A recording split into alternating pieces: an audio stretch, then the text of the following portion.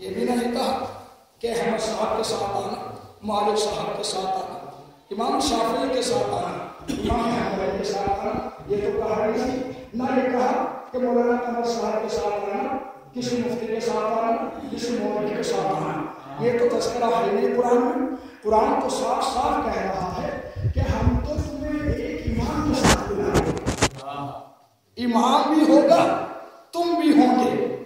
اس کا مطلب تو یہ ہے کہ امام ابو حنیفہ بھی نہیں ہے، امام شافعی بھی نہیں ہے، امام حنبلی بھی نہیں ہے، امام مالکی بھی نہیں ہے، وہ کون سا امام ہے جو موجود ہے؟ قرآن کو حال بدلالت کر رہا ہے۔ قرآن کہہ رہا ہے کہ ہم ہر انسان کو اس کے امام کے ساتھ بلائیں گے۔ تو امام تو چلے گئے، اب بتاؤ مسلمانوں وہ اب کون سا امام ہے جس کے ساتھ مسلمانوں کو جانا ہے؟ خلیفہ کا تو تذکرہ نہیں بھائی، خلیفہ تو جنت سے بھی نکال دیے گئے، خلیفہ تو جنت سے بھی نکال دیے گئے۔ امام کے ساتھ جانا ہے ہمیں یوم محشر، قیامت کے دن کس کے ساتھ جانا ہے اللہ کی بارگاہ میں؟ امام کے ساتھ جانا ہے۔ تو جب تک یہ آیت موجود ہے اس وقت تک ایک امام کا وجود ضروری، جب تک یہ آیت ہے اس وقت تک ایک امام کا وجود تو ضروری ہے۔ اب تو ہمارا فریضہ یہ ہے کہ ہم اس امام کو تلاش کریں، امام بنائے نہیں، امام کو تلاش کریں، امام بنائے نہیں۔ اس لیے کہ خدا نے سورہ مائدہ قرآن کا اس کی 35ویں آیت خدا نے ارشاد فرمایا وَابْتَغُوا إِلَيْهِ الْوَسِيلَةَ، میری بارگاہ میں آنے کے لیے وسیلہ تلاش کرو، وسیلہ بناؤ نہیں۔ وسیلہ تلاش کرنا ہے، اور وسیلے کو کہہ رہا ہے وہ کہ ہمارا جو وسیلہ ہے بہترین وسیلہ وہ امام ہے، امام کے ساتھ آنا ہے۔ تو اس کا مطلب یہ ہے کہ ابھی بھی کوئی امام ہے، اس امام کے ساتھ ہمیں جانا ہے۔ نہیں تو قرآن سے اس آیت کو نکال دو، قرآن سے اس آیت کو نکالو، نہیں تو مانو ایک امام ہے اور جو ہے وہ ہمیں دکھاؤ، جو ہے وہ ہمیں دکھاؤ۔ بھائی وہ امام ہے کون سا ہمیں دکھاؤ تو صحیح، ہم بھی تو اس امام کے پیچھے چلیں۔ اور جب تک نہیں ملتا تو ہمارے بعد میں امام سے گزارا کر لو۔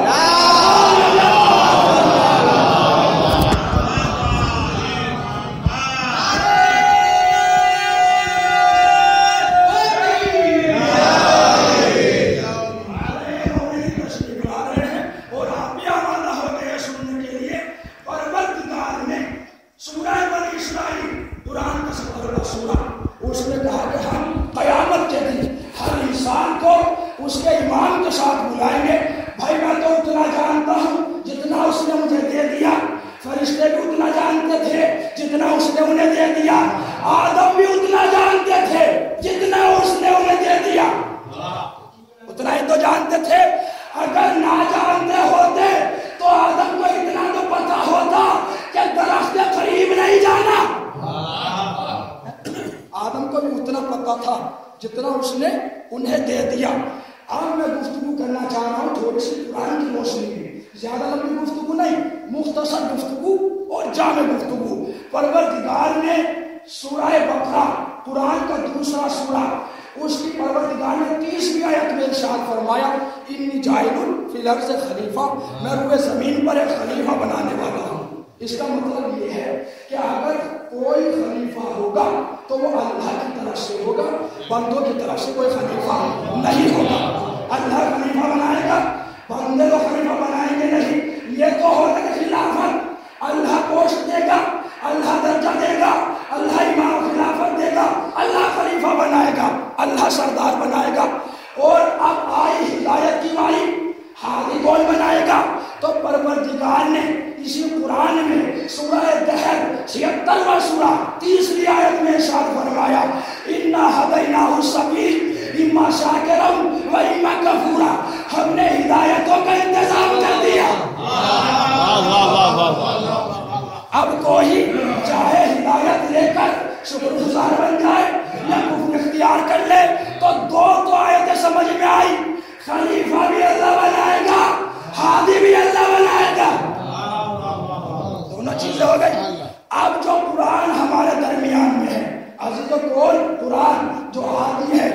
معجزہ ہے، وہ تو رسول تو چلے گئے. بعض لوگوں کا کہنا یہ ہے کہ رسول دنیا میں نہیں رہے، مگر میرا عقیدہ یہ ہے کہ جب تک اذان میں محمد رسول اللہ ہے جب تک محمد ہے. جب تک اذان میں محمد رسول اللہ ہے جب تک محمد ہے. محمد گئے نہیں، ہماری نظروں سے پوشیدہ ہو گئے، ہماری نظروں سے پوشیدہ ہو گئے. دنیا سے نہیں گئے، دنیا میں ہے. دنیا کا مطلب ہے 18,000 عالمین. خدا کی تخلیق 18,000 عالمین، اس لیے کہ محمد ہے رحمت للعالمین. جہاں جہاں 18,000 عالمین وہاں وہاں رحمت للعالمین. محمد ہے. جب تک اذان میں محمد رسول اللہ، جب تک محمد ہے، تو اس کا مطلب یہ ہے کہ خلافت بھی اللہ دے گا، ہدایت بھی اللہ دے گا. اب اس قرآن کا وارث کون بنائے گا؟ قرآن کا وارث بھی تو ہونا چاہیے. قرآن کا وارث کون بنائے گا؟ پڑھیے سورہ فاتر 35واں سورہ 32ویں آیت. خدا نے کہا ثم اورثنا الکتاب الذین اصطفینا من عبادنا، ہم بنائیں گے اپنے بندوں میں سے کچھ کو وارث کتاب. اپنے بندوں میں سے ہم چنیں گے وارث کتاب، ہم بنائیں گے. تو 3 ڈگریاں میں نے بتا دی. خلافت اللہ دے گا، ہدایت اللہ دے گا، وارث کتاب اللہ بنائے گا. اب رہی امام کی بات. امام کون بنائے گا؟ جس کے ذریعے ہمیں جانا ہے بارگاہ خدا میں. تو پڑھیے قرآن مجید کا دوسرا سورہ، سورہ بقرہ، اس کی 124ویں آیت. خداوند عالم نے کہا جناب ابراہیم سے قال انی جاعلک للناس اماما، ابراہیم ہم نے تمہیں لوگوں کا امام بنا دیا. چاروں چیزیں ہو گئی. خلافت اللہ دے گا، ہدایت اللہ دے گا، وارث کتاب اللہ بنائے گا، امامت اللہ دے گا. بندوں کی اوقات بتا دی، بندوں کی حیثیت بتا دی کہ اپنی اوقات میں رہنا. میں تمہیں بتا دیتا ہوں 4 آدمی بیٹھ کر خلیفہ نہیں بنا سکتے. 4 آدمی بیٹھ کر امام نہیں بنا سکتے، 4 آدمی بیٹھ کر ہاتھی کا انتظام نہیں کر سکتے، وارث کتاب نہیں بنا سکتے. اس لیے کہ اللہ بنائے گا. اللہ نے خلیفہ بنایا جناب آدم کو. انی جاعل فی الارض خلیفہ، میں روئے زمین پر خلیفہ بنانے والا ہوں. آپ جناب آدم کو سنتے سنتے بور ہو گئے، اس لیے کہ وہاں بھی وہ یہاں بھی وہ. اصل میں جڑ ہے آدم. اگر آدم سمجھ میں آ گئے اہل بیت سمجھ میں آ جائے.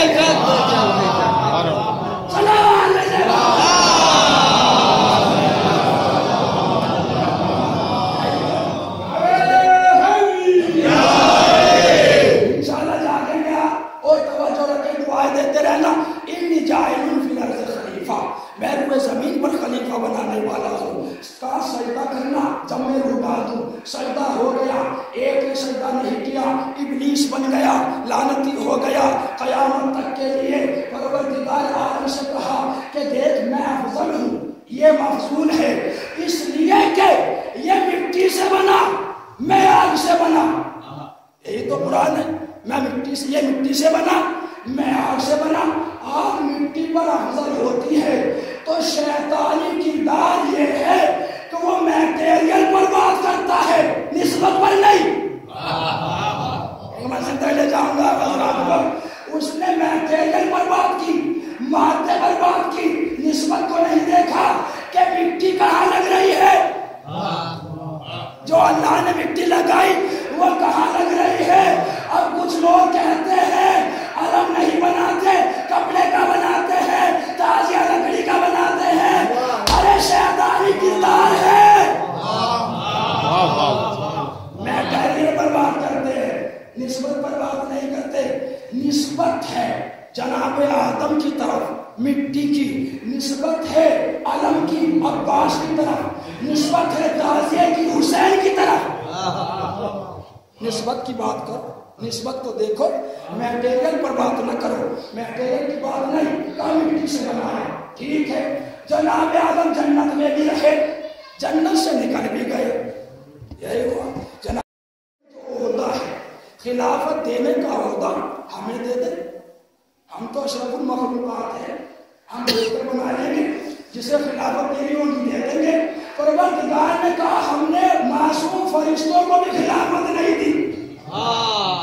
ہم نے خلافت معصوم فرشتوں کو بھی نہیں دی. اچھا میں آرام آرام سے پڑھ رہا ہوں, آپ زور سے سننا. صلوات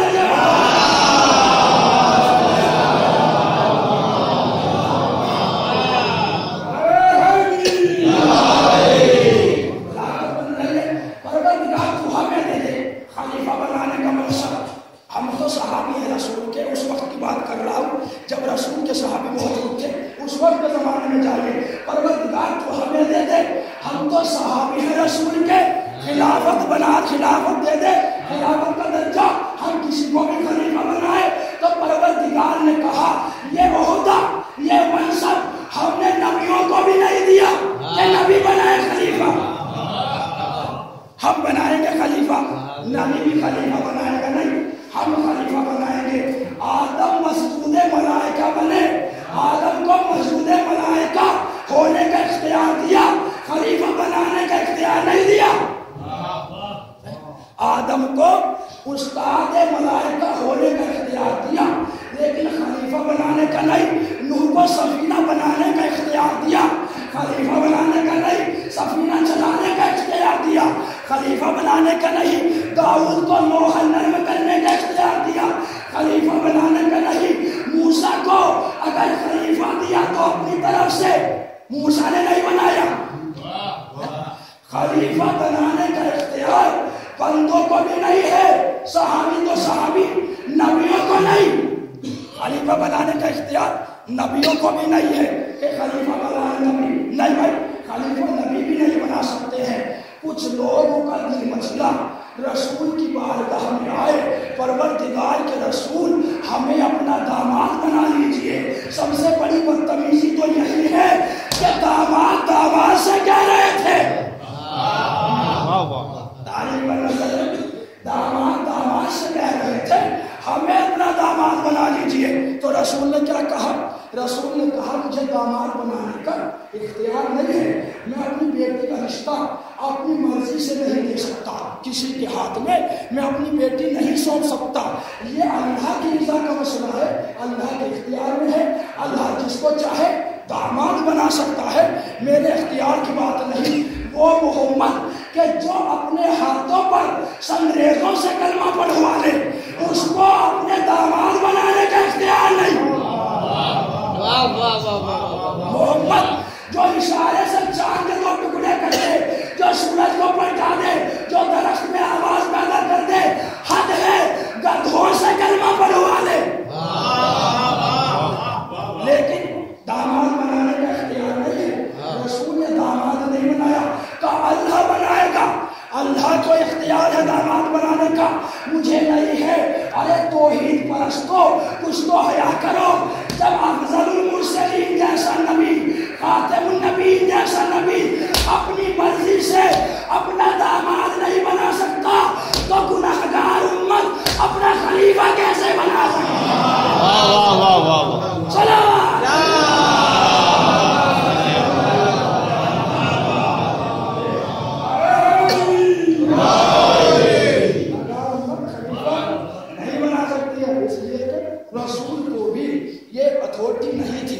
اجازت نہیں تھی, یہ اختیار نہیں تھا کہ وہ اپنا داماد بنائے. اپنا داماد انہوں نے بنایا ہی نہیں, اللہ نے داماد بنایا. اب میں نکل رہا ہوں امامت کی طرف یہاں سے, اس لیے کہ اللہ نے انسانوں کو بلایا ہے ایمان کے ساتھ, نبی کے ساتھ بلایا نہیں, ایمان کے ساتھ بلایا ہے کہ ایمان کے ساتھ آنا ہے تم سب کو. اچھا ہمیں اتنی تو غرض ہے کیونکہ ہم اللہ کی بارگاہ میں جانا ہے, تو ایمان کو تلاش کریں.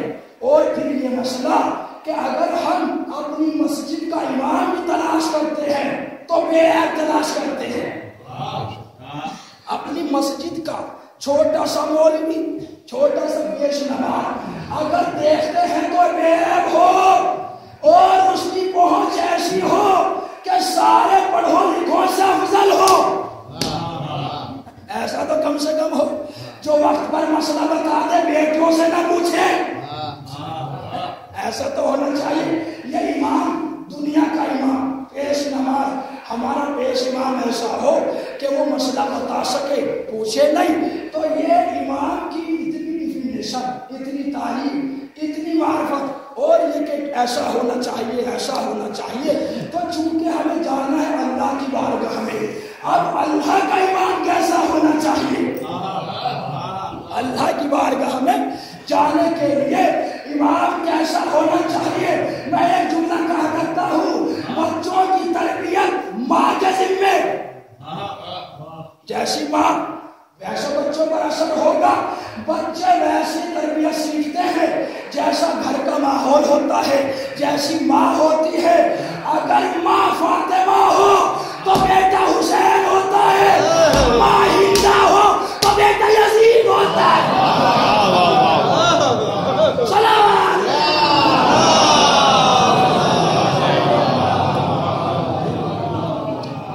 امام کا مسئلہ ہے، امامت چاہیے.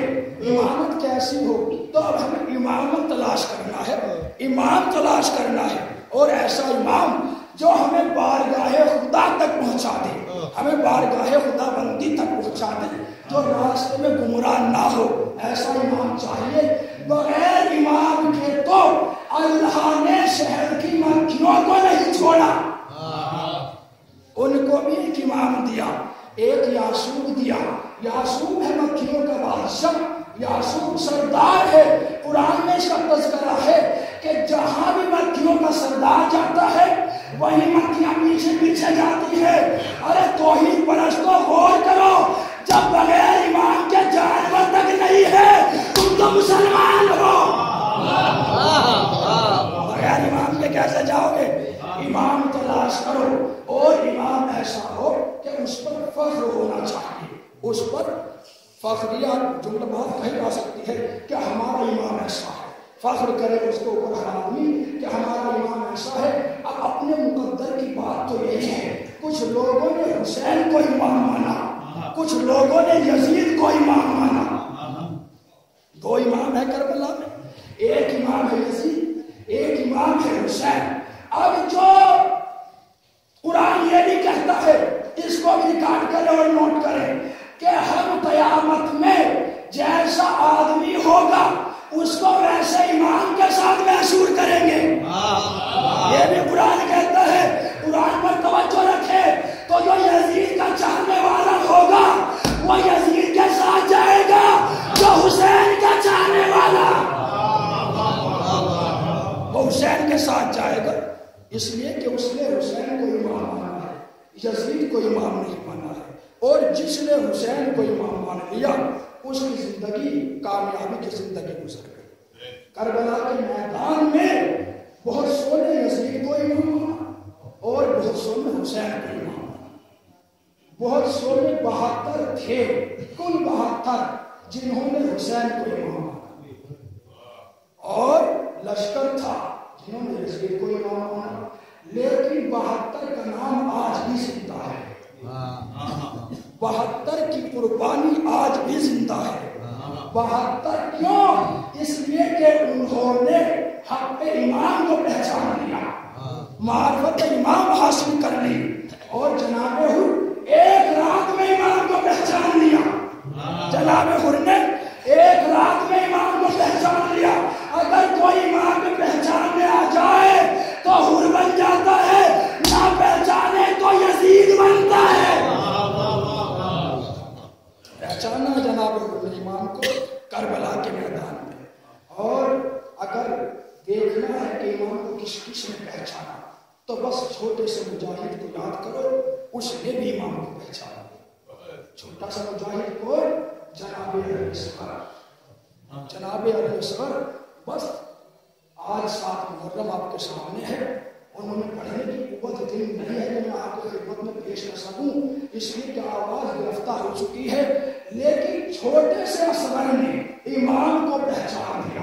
28 رجب کو حسین نے اصغر کے کان میں نہ جانے کیا کہا کہ اصغر سمجھ گئے.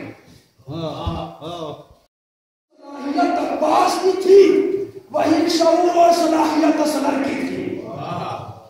جو شعور اور صلاحیت جناب علی اکبر کی تھی وہی شعور اور صلاحیت جناب علی اصغر کی تھی، وہی حوصلہ جناب علی اصغر کا تھا۔ امام کو پہچانا جناب علی اصغر نے اور مدینے سے کربلا تک آ گئے۔ جناب قاسم نے پہچانا، جناب قاسم جسے تاریخ نے یتیم حسن کے نام سے یاد کیا، اور اب تو ہمارا مولا 3 رات کا مہمان رہ گیا ہے، ساتھی رات جو ہے ایک شب عاشور کہلاتی ہے، 3 راتیں ہیں بس، مولا 3 رات کے مہمان ہیں۔ اب میں یہ نہیں کہوں گا کہ پرسا دے لو، جسے حسین کی چوٹ یاد ہے، جسے حسین کے زخم یاد ہے، جسے حسین کی قربانی یاد ہے، جو کہتا ہے حسین میرا ہے، وہ حسین پر خود روئے گا، وہ حسین پر خود آنسو بہائے گا۔ جناب قاسم وہ شہزادہ کہ ایک رات میں سر پر صحرا سجا، یہ تاریخ میں تو یہی ہے کہ سر پر صحرا سجا ہے۔ امام حسین نے عہد کر دیا تھا، بس یہیں تک پڑھا ہے، علماء سے بھی یہی سنا ہے۔ اب معلوم نہیں کہ آگے کیا ہونا تھا، بس یہ پوری ہونا تھی امام حسن کی، یا جو بھی تھا وہ امام جانتے ہیں۔ لیکن چہرہ پرست کے سن جناب قاسم کا سن چہرہ پرست کا، جناب ام فروہ اپنے خیمے میں شب عاشور جناب قاسم کو لیے بیٹھی ہے اور آواز دے رہی ہے اور سنا رہی ہے، بیٹا قاسم دیکھو تمہاری ماں سید زادی نہیں ہے،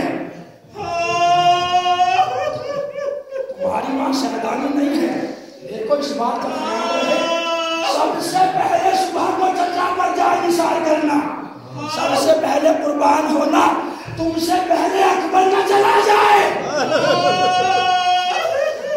تم سے پہلے انہوں محمد نہ چلے جائے، تم سے پہلے عباس نہ چلے جائے۔ ایک جملہ اور کہا جناب ام فروہ نے، بیٹا قاسم میں نے تیرے باپ کا جنازہ قبرستان سے واپس آتے دیکھا۔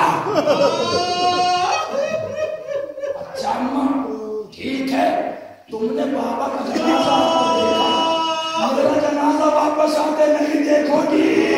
حسین کربلا سے اپنی اماں میں میری لاش کے ٹکڑے اٹھا کر لائیں گے، صبح ہونے دو۔ صبح نمودار ہوئی، جناب قاسم چچا کی خدمت میں آئے، یہ چچا جان مرنے کی رضا دے دو۔ حسین نے ایک جملہ کہا، اے بیٹا قاسم تمہاری ماں کے لیے تمہارے باپ کا غم کافی ہے، خیمے میں چلے جاؤ، میں تمہیں اجازت کیسے دے دوں، تم تو میرے بھیا حسن کی نشانی ہو، میں تمہیں مرنے کی رضا نہیں دے سکتا۔ قاسم پریشان ہے، خیمے میں ام فروہ پریشان ہے۔ ایک مرتبہ قاسم نے یہ سوچا کہ وقت آخر بابا نے ایک بازو پر تعویذ باندھا تھا اور یہ کہا تھا، اے بیٹا قاسم اگر کوئی مصیبت آ جائے تو اس تعویذ کو کھول کر دیکھ لینا۔ قاسم نے کہا، ارے اس سے بڑی کیا مصیبت، میرا چچا دشمنوں میں گرا ہے، میرا چچا دشمنوں میں گرا ہوا ہے۔ قاسم خیمے کے پیچھے گئے، تعویذ کو کھولا، اب اس کو پڑھا، بسم اللہ الرحمن الرحیم، میرا قاسم میں کربلا میں نہیں ہوں گا، تم کربلا میں ہوگے، میرا بھیا جب دشمنوں میں گر جائے تو میری طرف سے قربان ہو جانا۔ خط کو لیا، حسین خدمت میں آئے، چچا جان مجھے مرنے کی رضا دے دو، یہ بابا کا خط ہے۔ حسین نے بھائی کا خط لیا، بوسہ دیا، ایک مرتبہ کا تم خط لے کر نہیں آئے ہو، تم اپنے مرنے کی رضا لے کر آئے ہو۔ نہ جانے کیسے اجازت ملی، 13 برس کا یہ جناب قاسم گھوڑے پر سوار جناب عباس نے کرایا، مقتل میں آئے، وہاں کر رہے ہیں، لیکن کہاں تک لڑے، 3 دن کا بھوکا پیاسا شیر جب گھوڑے پہ ایک مرتبہ ہم نے وار کیا، ایک آواز دی، اے چچا میرا سلام۔ عباس کو حسین نے آواز سنا، عباس کو ساتھ لیا، مجلس ختم ہو گئی ہے، پڑھنے کی طاقت نہیں ہے، اب ادھر سے حسین چلے، ادھر سے عباس